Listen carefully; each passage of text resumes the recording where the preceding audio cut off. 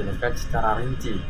Jadi tujuan dari deskripsi adalah agar pembaca bisa membayangkan dengan jelas apa yang dijelaskan dan bisa berupa objek gambar, tempat, dan sebagainya.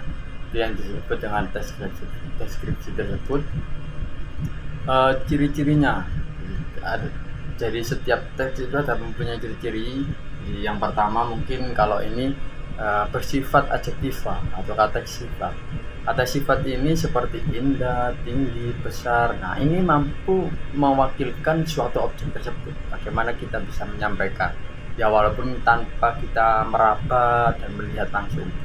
Terus yang kedua ada menyajikan gambar yang jelas. Pembaca bisa membayangkan objek dengan jelas setelah membaca teks deskripsi. Jadi kita setelah menggambarkan tersebut di lain sebagainya, kita akan bisa merangsang tulisan tersebut. Artinya pikiran kita mampu mendapatkan sesuatu apa yang sudah kita deskripsikan. Terus yang ketiga ada berfokus pada suatu objek. Biasanya deskripsi hanya berfokus pada satu objek saja, baik itu tempat, orang, atau benda. Ini yang bersifat objektif ya. Jadi nanti adjektiva mensifati objek-objek ini. Terus ada struktur teksnya, tapi ini sederhana banget teman-teman. Jadi mengenai struktur teksnya ada dua. Yang pertama identifikasi, bahwasanya bagian ini memberikan informasi tentang apa yang dijelaskan dan gambar apa yang dimaksudkan.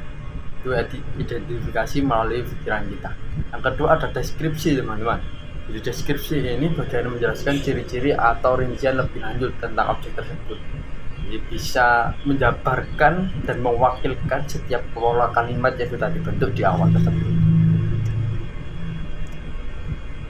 Terus saya beri contoh ini. Kita kan sering berlibur nih. Nah, berlibur kan sering kali ke gunung, ke pantai lah kita sering. Jadi ketika saya membacakan contoh ini, kalian akan bisa membayangkan sebelum kalian mendeskripsikan menurut kalian sendiri. Jadi pantai ini memiliki pasir putih yang bersih dan air laut yang jernih. Ombaknya yang tenang membuat pengunjung nyaman berlibur di sini. Di sekitar pantai terdapat banyak pohon kelapa yang memberi kesan sejuk dan alami. Nah, apa yang disifati di sini teman-teman? Nah, di sini disifati dengan kata pantai. Terus ada kata pohon kelapa. Jadi benda-benda ini atau objek-objek ini disifati dengan adjektiva seperti yang jernih, terus ada pengunjung, ada terasa nyaman, dapat memberi kesan alami dan sebagainya. Nah, itu sedikit penjelasan dari saya. Terus dari saya nih ada tips bagaimana menulis secara baik dan benar. Yang pertama, gunakan kata sifat yang tepat.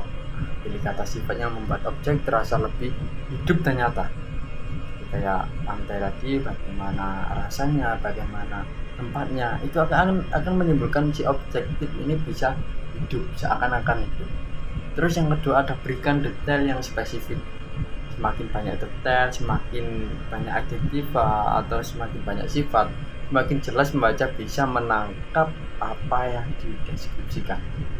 Terus yang terakhir ada jangan ragu untuk menggambarkan suasana, karena itu pendapat kalian secara pribadi. Deskripsikan bukan hanya apa yang terlihat, tapi juga apa yang bisa didengar.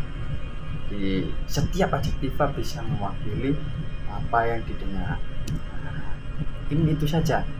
Apa sih manfaatnya? Nanti kalian bisa beranjak ke interpretasi. Dari teks deskripsi kita bisa beranjak ke interpretasi. Nah, ini mungkin awal kita akan berbicara entah itu bagaimana menulis artikel populer. Ya, awal dari semuanya ada di teks deskripsi ini. Manfaatnya luar biasa. Kalau kita pun bisa mendeskripsikan suatu secara jelas, nanti secara analisis pun bisa. Nah, itu mampu kita buat seperti opini populer. Nanti kita bisa beranjak sampai situ. Cukup sampai di sini teman-teman, mungkin menjadi ilmu yang bermanfaat.